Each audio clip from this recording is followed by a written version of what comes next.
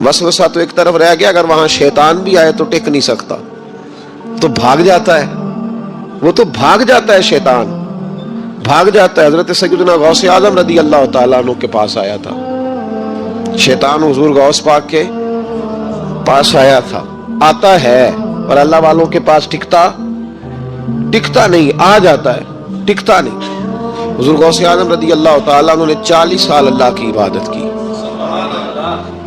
40 साल। यहाँ भी लोग बड़े परेशान हो जाते हैं, कैसे जी कैसे कर ली? तो मैंने कहा कुरान पढ़ो, वल्लज़ीना यबीतूना लिरब्बिहिम सुज्जदम व क़यामा, वो रातें गुजार देते हैं अपने रब के लिए सजदा करते और क़याम करते। तो ये कुरान की नस ने जब बयान कर दिया, तुझे कैसे शक हो गया? तो कुरान की नस बयान कर रही है कि अल्लाह के कुछ बंदे रातें सजदे और क़याम में गुजार देते। हुजूर गौसे आज़म ने 40 साल इशा के वुजू से फजर की नमाज अदा फरमाई। तो एक दिन आसमान पे ना एक छोटा सा बादल का टुकड़ा आया, माज़अल्लाह सुम्मा माज़अल्लाह। वो कहने लगा अब्दुल कादिर मैं तेरा रब हूँ। उसके अंदर से आवाज आई, मैं तेरा रब हूँ, तूने बड़ी इबादत कर ली, अब तू बेशक पढ़ बेशक ना पढ़। कई मलंगों को माफ नहीं हो गई माज़अल्लाह का बेशक पढ़ बेशक ना पढ़, आम इजाजत है। तो हुजूर गौसे आज़म रदी अल्लाह ताला अन्हु फरमाने लगे औज़ु बिल्लाहि मिनश शैतानिर रजीम। जब आपने ये पढ़ा तो वो सामने आके खड़ा हो गया, कहने लगा अब्दुल कादिर आपको कैसे पता चला कि मैं शैतान हूं? तो आप फरमाने लगे पागल, मुझे कैसे पता न चलता? जिस रब ने अपने प्यारे हबीब अलैहिस्सलाम को नमाज माफ नहीं की, उसने अब्दुल कादिर को कैसे माफ कर दी? जब हुजूर के लिए ये हुक्म नहीं आया कि महबूब चाहे पढ़ो चाहे ना पढ़ो, वहां तो हुक्म आया कि महबूब तहज्जुद भी पढ़ो, व मिनल लैली फतहज्जद बिही नाफिलतल लक, नफा देगी आपको तहज्जुद भी पढ़े। तो उनके लिए जब ये हुक्म नहीं तो मेरे लिए कैसे आ गया? अब शैतान था ना, तो उसने फिर एक और चाल चली, ये बाज नहीं आता, हम बाज आ जाते हैं कई दफा, उसके पीछे पीछे चलने लग जाते हैं, लड़के थक जाते हैं, वो नहीं थकता, वो नई से नई चाल, नई से नई चाल, उसका नया से नया रूप, मिनल जिन्नत वन्नास, जिन्नों में से भी और उसके नए से नए रूप होते। उसने एक नया रूप धार लिया, कहने लगा अब्दुल कादिर 300 वली मैंने इसी तरह गुमराह किए, आप चूंकि आलिम थे तो आपके इल्म ने आपको बचा लिया। तो गौसे आज़म फरमाने लगे नए रूप से आए हो? कहने लगा 300 मैंने गुमराह किए, ये तो आप आलिम थे तो बच गए, आप जानते थे तो बच गए, मैंने 300 गुमराह किए। तो हुजूर गौसे आज़म फरमाने लगे फिर गुमराह करने लगे हो नया रूप धार के? मुझे मेरे इल्म ने नहीं बचाया, मुझे अल्लाह के फजल ने बचाया है। कई आलिम भी तो गुमराह हो जाते हैं ना, मुझे मेरे इल्म ने नहीं बचाया, मुझे मेरे अल्लाह के फजल ने बचाया। मेरे भाई मेरे अजीज तरीकत के मुसाफिरों, याद रखो, समझ लो इस बात को कि वसवसा आता है। वसवसा, दो किस्म के मेहमान आते हैं, दो किस्म के मेहमान। एक मेहमान वो आता है जो आता है तो बंदा तवज्जो नहीं करता, वो खुद कहता है इसने नहीं मेरी तरफ तवज्जो की, वो मेहमान चला जाता है, पता ना आपको। और जिसको बंदा उठ के सीने से लगाए और उसके साथ गुफ्तगू शुरू कर दे, वो मेहमान जाता है तो बैठा रहता है, वो तो नहीं जाता। तो वसवसा आता है, जो तो तवज्जो ना करे उसका चला जाता है, और जो सीने से लगा ले, सोचने लग जाए, गौर करने लग जाए, उसका वसवसा बैठ जाता है, उसी के पास रहता है, दोस्ताना कर लेता है, कई दफा तो बिल्कुल मकान ही साथ बना लेता है, हर वक्त कोई ना कोई बात कान में, हर वक्त कोई ना कोई बात कान में। क्यों वसवसा आता है? तुझे कैसे आ गया? इसका यकीन कामिल हो, उसे वसवसा कैसे आए? जिसकी तवज्जो सीधी हो उसे वसवसा ना छड़ यार दा बूहा, नहीं ते हो जावेगा रोगी। जेडी बकरी इजड़ों विछड़ी ओ बग्याड़ा जोगी। ये तो भाई तू अगर अंदर रहता, सोबत के अंदर रहता, छतरी के नीचे रहता, तो फिर वसवसा तुझे कैसे वसवसा आप किस तरह तेरे पास आया? वसवसा उसके पास आता है जो वसवसे की जानिब तवज्जो करता है। बहुत ज्यादा लोगों को बदगुमानी होने लगी है, बहुत ज्यादा वसवसे आने लगे हैं, बहुत ज्यादा ख्याल होने लगा है, बहुत ज्यादा तवज्जो होने लगी है, बड़ी लोगों का मेयार इस तरफ जाए, हर चौथा आदमी आके कहता बुरे ख्यालात आते। क्यों भाई बुरे ख्यालात आते? कैसे आ गए? हमारा तो दिल ही एक है और दिल में यार भी एक है, दूसरे के लिए जगह ही कोई नहीं, तो वसवसा कैसे आएगा? हम तो उसके दीदार से आज तक फारिग नहीं हुए, तो गैर की तरफ देख कैसे लिया? ये कैसे हो गया? मुमकिन कैसे हुआ? अपने आप को समेटे, इन वसवसों से अपने आप को बचाएं। اور جناب سلیمان علیہ السلام کے امتی کی شان بیان کرے کہ وہ آنکھ جھپکنے سے پہلے 80 گز اونچا 80 گز چوڑا 80 من وزنی تخت آنکھ جھپکنے سے پہلے لے آئے. کسی بندے کا ایمان خراب نہیں ہوتا. اور میرے غوث پاک جیلانی یہ وہ بندے ہیں جن کے بارے میں نبی پاک نے فرمایا کہ میری امت کے علماء بنی اسرائیل کے نبیوں کی طرح ہیں، امتیوں کی طرح نہیں. کن کی طرح؟ نبیوں کی طرح، نبیوں کی طرح.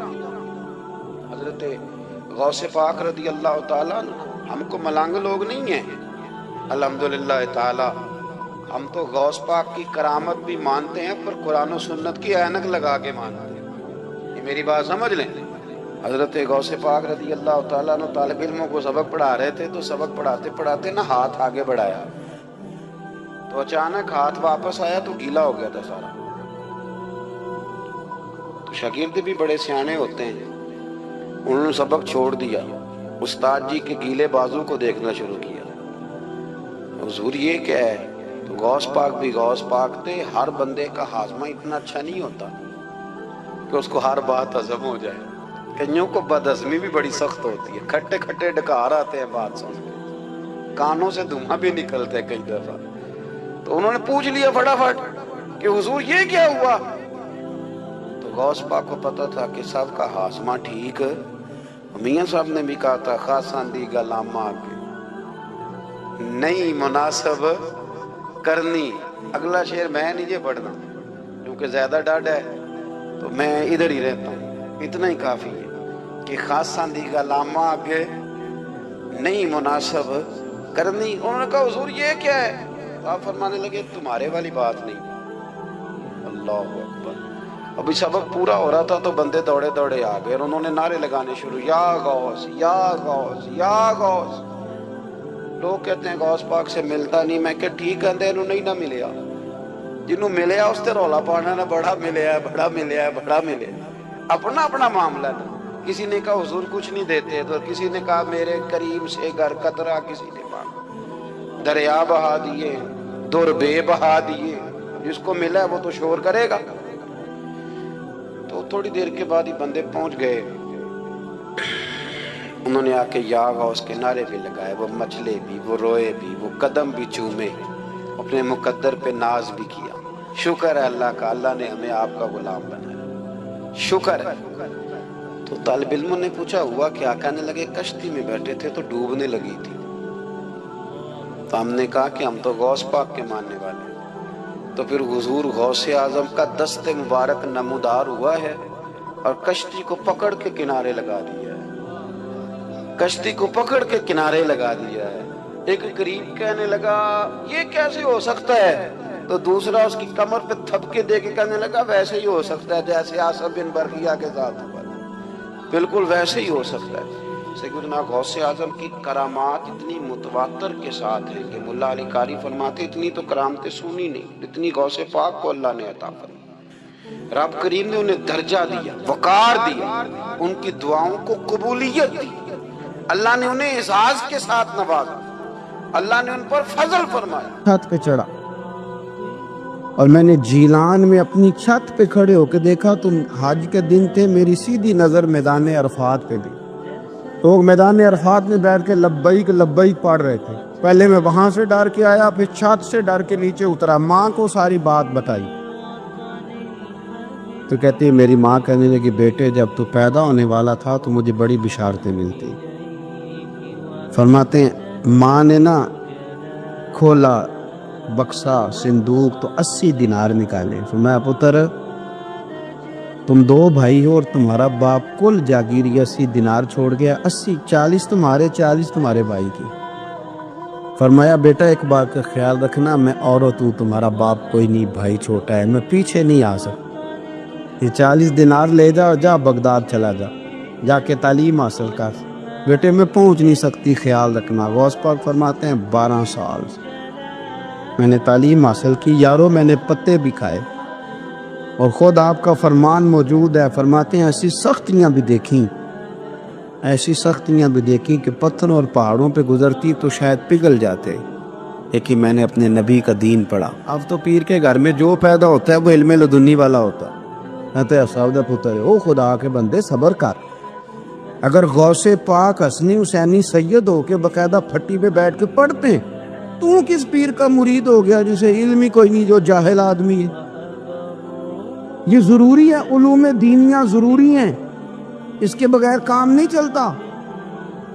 اور غوث پاک رضی اللہ تعالیٰ عنہ کی آپ پوری زندگی پڑھ کے دیکھ لیں. غوث پاک تمام اولیاء کے امام ہیں ساری زندگی. غوث اعظم سے کسی نے پوچھا آپ نے سب سے زیادہ دین کا کام کس طرح کیا، تو فرماتے ہیں تقریر کے ذریعے. اب تقریر کرنے والا مولوی ہوتا ہے اور تویز دینے والا، سبحان اللہ. غوث پاک رضی اللہ تعالیٰ عنہ فرماتے ہیں میں نے دین کا سارا کام کس ذریعے سے کیا ہے. ہفتے میں 3 جلسے کرتے تھے اور 70 ہزار کا مجمع ہوتا اور بغیر لاؤڈ سپیکر کے تقریریں ہوتی. اور فرماتے ہیں جیسی سمجھ پہلے بندے کو آتی تھی ویسی آخری والے کو آتی تھی. لوگوں نے کہا حضور یہ کرم کیسے ہوا؟ فرمانے لگے میں نے جب تعلیم حاصل کر لی تو بولنا آتا ہی نہیں تھا، تو میں بڑا پریشان ایک دن سو گیا تو خواب میں رسول کریم کا دیدار نصیب ہوا. انہوں نے فرمایا تو واز کیا کر، تیرے واز سے لوگوں کو فائدہ ہوگا. یا رسول اللہ میں اجمی بندہ ہوں، لوگوں کے سامنے کیسے بات کروں گا؟ تو حضور نے فرمایا منہ کھولنا ذرا. کہتے میں نے منہ کھولا تو محبوب نے 7 دفعہ لعاب دہن ڈالا میرے منہ. آپ فرماتے ہیں پھر بولتا میں تھا، اثر کوئی اور پیدا کر دیتا. حضور غوث پاک رضی اللہ تعالیٰ عنہ نے 40 سال دین کا کام کیا. صبح کے وقت فقہ کا درس دیتے تھے فجر کے بعد، کچھ دیر کا ناشتہ کرتے سو جاتے، پھر آ کے مدرسے میں پڑھاتے باقاعدہ بچوں کو. غوث پاک رضی اللہ تعالیٰ عنہ کی سیرت پر آپ ساری کتابیں پڑھ لیں، ساری کتابیں لو. میں نے بھی بڑا ہی دعویٰ کر دی ہے، یعنی ساری کتابیں جتنی اب تک چھپی ہوئی ساری پڑھ لو، کہیں نہیں ملے گا کہ ہم غوث پاک کے آستانے پہ گئے. غوث پاک کسی بندے نے یہ نہیں کہا ہم غوث پاک کے آستانے پہ گئے، غوث پاک کے دربار پہ گئے. سب نے یہی لکھا ہے کہ ہم حضور غوث پاک کے مدرسے میں گئے. ہمارے نا مدرسوں میں سبق تقسیم ہوتے ہیں، سال جب شروع ہوتا ہے نا تو سبق تقسیم ہوتے ہیں. ہمارے مدرسے میں بھی تقسیم کرتے ہیں ہمارے مولانا. آپ حدیث پاک پڑھائیں گے، فلانا استاد منطق پڑھائے گا، فلانا فلسفہ پڑھائے گا، فلانا یہ سبق تقسیم ہوتا ہے، فلانا قرآن، فلانا حدیث، فلانا فقہ. تو غوث اعظم کے مدرسے کے جو ناظم تعلیمات ہے وہ کہنے لگے حضور سبق بانٹنا ہے تو آپ کو کون کون سا سبق دے دیں، کون کون سا پیریڈ پڑھائیں گے؟ تو آپ فرمانے لگے نہیں پیریڈ رہنے دو. حضور پھر فرمایا اس طرح کرو لائق بچے تم رکھ لو اور نالائق سارے مجھے دے دو. میں جانوں اور نالائق جانے، نالائق سارے میرے. غوث پاک رضی اللہ تعالیٰ نالائق سارے رکھ لیے کند ذہن. اور حضور غوث پاک ان کو اسباق پڑھایا کرتے، ان پر محنت کر. فجر کے بعد فقہ کا درس، 10 بجے مدرسے کی کلاس، زور کے بعد حدیث پاک کا درس، مغرب کے بعد تفسیر بیان کرتے. بانج علموں جو کرے فقیری وہ کافر مرے دیوانہ. اور عشاء کی نماز کے بعد ہفتے میں 3 جلسوں سے خطاب. اور یہ سارے کام کر کے نا تو پھر بھی غوث اعظم جب دنیا چلی جاتی تو وضو کر کے مصلی پہ بیٹھ جاتے. اور 40 سال بیت گئے، ساری رات اللہ کی بارگاہ میں عبادت کرتے. 40 سال حضور غوث پاک کو اللہ نے بڑا اعزاز دیا، کتابیں لکھی، ڈیوٹی کی، محنت کی، کوشش. ایک عیسائی مسلمان دونوں جھگڑا کر رہے ہیں، غوث اعظم گزر رہے ہیں، جھگڑا ہو رہا ہے. عیسائی مسلمان سے کہتا ہے ہمارے نبی صلی اللہ علیہ وسلم نے مردے زندہ کیے، تمہارے نبی نے بھی کو کیا تو بتاؤ. مسلمان پڑھا ہوا نہیں تھا، حالانکہ نبی پاک نے بڑے مردے زندہ کیے، پڑھا نہیں تھا، بتا نہ سکا. غوث اعظم کے کان میں آواز گئی تو جا کے عیسائی کا بازو پکڑ کے جھنجھوڑا. فرمانے لگے کیا کہا تم نے؟ میرے مصطفیٰ نے مردہ زندہ کیا تو بتاؤں. فرمایا تو نبی پاک کی چھوڑ، میں غلاموں کا غلام ہوں، میں غلاموں کا غلام ہوں، مجھے بتا کون سا مردہ زندہ کرنا. تو چھوڑ حضور کی بات نہ کر، میں غلاموں کا غلام ہوں، مجھے بتا کون سا مردہ زندہ کرنا ہے. پرانی قبر پہ لے گیا، کہنے لگا دی اگر نہ ہوا تو. غوث اعظم فرمانے لگے جو تو کہے گا وہ میں کروں گا. تو کہنے لگے اگر ہو گیا تو تو غوث اعظم کہنے لگے نہ میرے خانقاہ پہ جھاڑو دینا، نہ میرے برتن مانجنا، نہ میرے گھر کا سودا لانا. اگر زندہ ہو گیا تو بس میرے نبی کا کلمہ پڑھ جانا، بس میرے رسول کا کلمہ پڑھ جانا. اللہ اکبر. اس نے جو سب سے پرانی قبر تھی نا وہ کہتا ہے یہ ہمارے دادا نے بھی نہیں دیکھا تھا بندہ کون ہے. اس قبر پہ کھڑا ہو کہنے لگا اس کو زندہ کرے. تو غوث اعظم رضی اللہ تعالیٰ عنہ قبر کے سرانے کھڑے ہوئے تو دعا کرنے لگے, کہنے لگے مولا اپنے لیے نہیں تیرے رسول کے لیے. پھر فرمایا قم باذن اللہ, اٹھ اللہ کے حکم کے ساتھ. ایک عورت کلمہ پڑھتی ہوئی کھڑی ہو گئی اور کھڑی ہو کے اس نے پہلا جملہ کہا تو کمال کر دی. کہنے لگی میرے نصیب دیکھو, میں بنی اسرائیل کی تھی, عبد القادر تیرے صدقے جاؤں, تو نے مجھے کھڑا کیا ہے تو اللہ نے مجھے مصطفیٰ کا کلمہ پڑھنے کی توفیق دے دی. تیرے قربان جاؤں عبد القادر, تیری کیا بات ہے. اب وہ بندہ دوڑ دوڑ کے غوث اعظم کے قدموں میں آیا, فرمانے لگے نا کلمہ میرے مصطفیٰ کا پڑھنا ہے, حضور کا غلام بننا ہے. او بھائیو, حضرت شیخ عبد القادر جیلانی, حضور غوث اعظم رضی اللہ تعالیٰ عنہ, معمولی بات نہ سمجھنا. حضور غوث اعظم رضی اللہ تعالیٰ عنہ فرماتے ہیں میں قدم نہ لگاؤں تو اللہ ولایت ہی نہ دے, میں قدم نہ لگاؤں تو اللہ ولایت نہ دے. ایک آدمی سے حضور غوث پاک ناراض ہو گئے, ایک شخص نکل جا میرے آستانے سے. دعا منگیا کرو سنگیو, کہ مرشد نہ رس جاوے, جنہاں دے پیر رس جاوے, وہ جیوندے بھی وہ مرے ہی رہن. چل دوڑ جا, نکل جا. وہ کہتا ہے میں 300 ولی کے پاس گیا, 300. ہر ایک سے کہا میرے لیے دعا کرو. وہ کہنے لگے جسے عبد القادر دھتکار بے, اس کو کوئی سینے سے لگا سکتا, چل واپس چلا جا. آ کے قدموں میں بیٹھ گیا, کہنے لگا سونے معاف کر دے. فرمانے لگے تو نے دیر کر دیا, میں تو کب سے معاف کیے بیٹھا ہوں, تو نے دیر کی آلے میں تو رسول اللہ کا غلام ہوں اور حضور نے معاف کرنا سکھایا ہے. حضور غوث پاک واز کرتے, نصیحت کرتے, اور چونکہ نہ شہرت کے لیے, نہ مال کے لیے, نہ نوٹوں کے لیے, اس لیے غوث اعظم جب تقریر کرتے نا, ایک دن بغداد میں بارش شروع ہو گئی, خطاب ہو رہا تھا, لوگ بکھرنے لگے تو 2 جملے غوث پاک کے, کہنے لگے یا اللہ تو دلوں کے بھید جانتا ہے, اگر بندے میں نے اپنی ذات کے لیے اکٹھے کیے ہیں تو تیز بارش برسا, دڑا دے سارے, اگر تیرے لیے اکٹھے کیے ہیں تو پھر بھی تیری مرضی, رکھنے ہیں تو رکھ, بھیجنے ہیں تو. حضرت یحییٰ کہتے ہیں سارے بغداد میں بارش ہوتی تھی, پر جہاں غوث اعظم کی محفل ہوتی تھی وہاں کوئی نہیں ہوتی تھی, وہاں کوئی نہیں ہوتی. غوث اعظم تقریر کرتے, کبھی کبھی وجد آتا تھا, کبھی کبھی ایک ماحول ہوتا ہے نا, کبھی کبھی حضور غوث اعظم وجد میں آتے تھے, کبھی کبھی اللہ کے دریائے رحمت کو بھی کبھی کبھی جوش آتا ہے. اور میرے حبیب فرماتے ہیں وہ پہلے آسمان پر نزول جلال کرتا ہے جو اس کی شان کے لائق, اور فرماتا ہے بندو مانگ لو, جو مانگو گے میں دے دوں گا. میرے محبوب کے دریائے رحمت کو بھی جوش آتا تھا. حضور فرماتے تھے آج پوچھو جس نے جو پوچھنا ہے پوچھو. حضور فرمایا کرتے تھے, ایک دن حضرت ربیعہ بن کعب سامنے کھڑے ہیں تو میں سال یا ربیعہ جو دل کرتا ہے مانگ لے, تیرا نبی تجھے دے دے. کبھی کبھی دریائے کرم جوش میں, تو غوث اعظم کو کبھی کبھی جوش آتا تھا. ایک دن تقریر کرتے کرتے کرتے کرتے جذبات میں آ گئے, جوش میں, یوں نظر اٹھائی تو حضرت خضر گزر رہے تھے اوپر سے, اور جوش جذبات میں فرمانے لگے, او بنی اسرائیل کے ولی ذرا نیچے تو اتر, ذرا محمد عربی کے غلام کی بھی چند باتیں سن کے جا. تجھے سناؤ رسول اللہ کے غلام کس طرح کے ہوتے ہیں. عالم وجد میں, کیف میں تھوڑی دیر گزری تو تڑپنے لگے. مجمع پہ سکوت تاری, لوگ سمجھ نہیں رہے ہو کیا رہا. ایک آپ کے خلیفہ تھے حضرت علی بن ہیتی, وہ دیوار کے ساتھ ٹیک لگا کے سو رہے تھے. سارا مجمع دم بخود ہے, یہ کیا ہونے لگا. غوث پاک اٹھے, تقریر وہیں رہ گئی.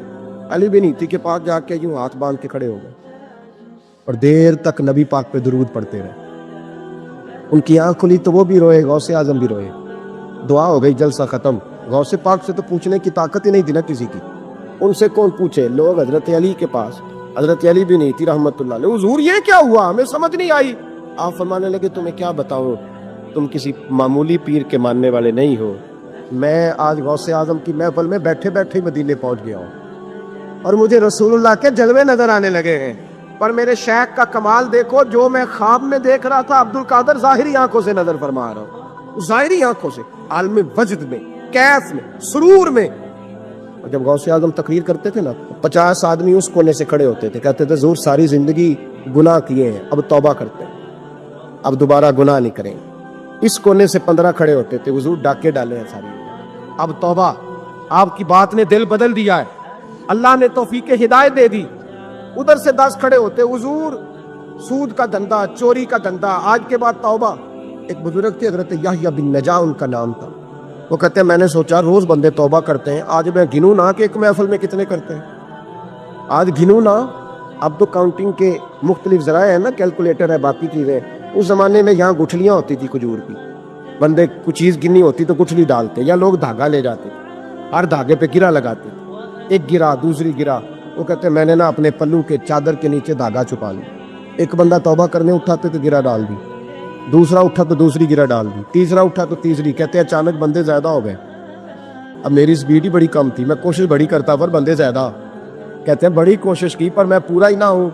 کہتے ہیں جب میں تھک گیا نا اور تھوڑا سا میرا سانس بھی پھولنے لگا، پریشان بھی ہوا، تو غوث پاک نے میری طرف دیکھا اور دیکھ کے مسکرائے اور مسکرا کے فرمانے لگے یحییٰ میں دلوں کی گرے کھولتا جا رہا ہوں، تو بند کرتا جا رہا ہے. میں گرا کھول رہا ہوں، تو گرے لگا رہا ہے. اور چھوڑ دے یار، تجھ سے نہیں گنا جائے گا. یہ عبد القادر کی وجہ سے توبہ نہیں کر رہے، خدا کے فضل کی وجہ سے کر رہے ہیں. جانتے نہیں تھے، عجیب بات کر دی. کہنے لگے آہستہ بولو، کہیں محمد صلی اللہ علیہ وسلم کا رب سن نہ لے. آہستہ بولو، اونچی بات نہ کرو، کہیں مصطفیٰ کریم علیہ السلام کا خدا سن نہ لے. تو اللہ نے آیت نازل کر دی، فرمایا نادانو وَأَسِرُّوا قَوْلَكُمْ، ابھی جہارو بھی. آہستہ بولو یا اونچا بولو. اور شارحین نے مفسرین نے لکھا نہ بھی بولو، آہستہ بولو یا اونچا بولو یا بے شک تم کوئی بات زبان سے ادا نہ بھی کرو. انہ علیم بذات الصدور، رب تو تمہارے دلوں کے حال جاننے والا ہے. اسے تو پتہ ہے تم نے سینے میں کیا چھپایا ہے، حسد چھپایا ہے کہ رشک چھپایا ہے، عداوت چھپائی ہے کہ محبت چھپائی ہے. اسے تو پتہ ہے، اسے خبر ہے. اس لیے کہ وہ نظر ہی تمہارے دل پہ رکھتا ہے، اسے پتہ ہے تمہارے اندر کیا ہے. ہم لوگوں نے نا اپنی سارے معاملات دنیا داروں سے، لوگوں سے، یاروں سے، دوستوں سے وابستہ کر لیے. ہمیں تعریف بھی بندوں سے چاہیے، ہمیں اچھے ہونے کا جو ڈگری ہے وہ بھی بندوں سے چاہیے. ہم بندے بڑے نیک ہیں، یہ بھی لوگ کہیں تو پھر ہم مطمئن ہیں. ہم صحیح راستے پہ چل رہے ہیں، یہ سند بھی بندوں سے چاہیے. ہر بات پر اعتماد خلق، ہر وقت لوگوں پر ہی دھیان، لوگوں پر ہی توجہ، لوگوں کے معاملات ہی ڈسکس کرنا. بھئی یہ تو تیرے ذمہ ہی نہیں. تجھے تو کہا گیا ہے کہ وَمَن يَتَوَکَّلْ عَلَى اللَّهِ، تو اپنے رب کی ذات پر بھروسہ کر. فَهُوَ حَسْبُ، وہ تیرے لیے دنیا میں بھی کافی ہو جائے گا، آخرت میں بھی کافی ہو جائے گا. وہ تیرے لیے کافی ہے، تیرا رب رسول. تو اللہ رسول کی جانب توجہ کر. ہماری ساری معاملات بندوں کے ساتھ مطلب فلانے کو کیا مل رہا ہے، فلانا کدھر جا رہا ہے، فلانے کے پیسوں پہ میرا کتنا حق ہے، فلانا آگے نکل گیا، فلاں پیچھے رہ گیا، فلاں نے محبت سے نہیں دیکھا، فلاں نے یہ کر دیا. آپ ساتھ چھوڑیں، یہ تو ہر وقت تو ذکر آپ کو اللہ کا کرنا تھا. یا ایھا الذین آمنوا اذکروا اللہ ذکرا کثیرا وسبحوہ بکرۃ واصیلا. یہ جو آپ ہر وقت بندے کر رہے ہیں، یہ تو آپ کو حکم ہی نہیں ہے. آپ نے تو ہر وقت اللہ اللہ کرنی تھی.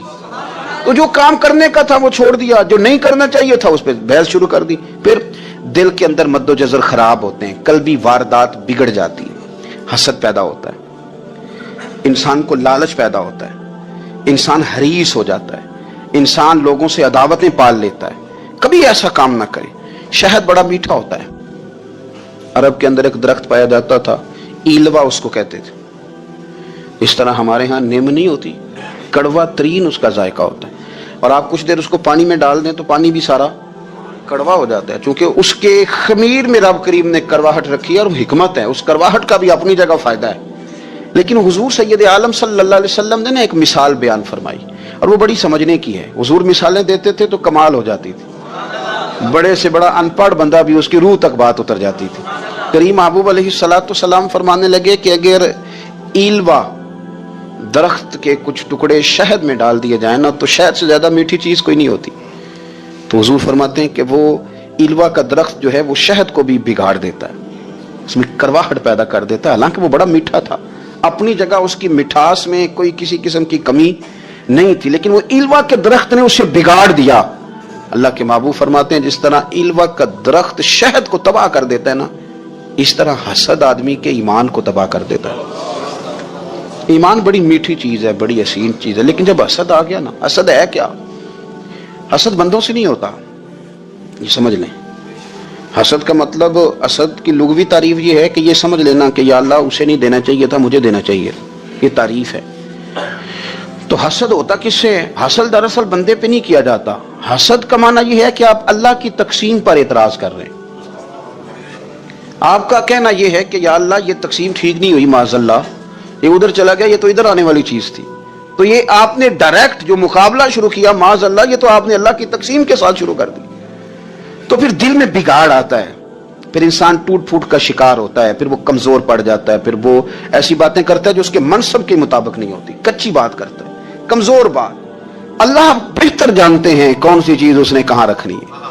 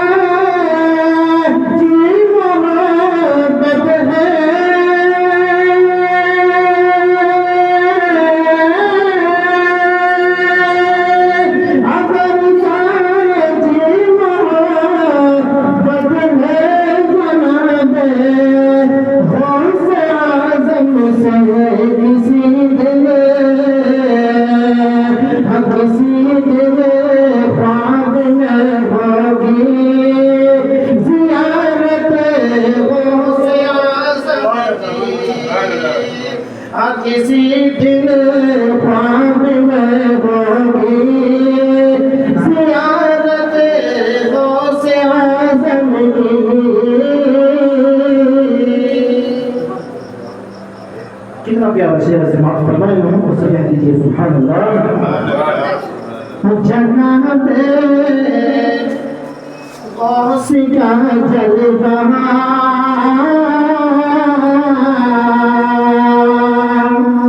जन्नत गौस का जलवा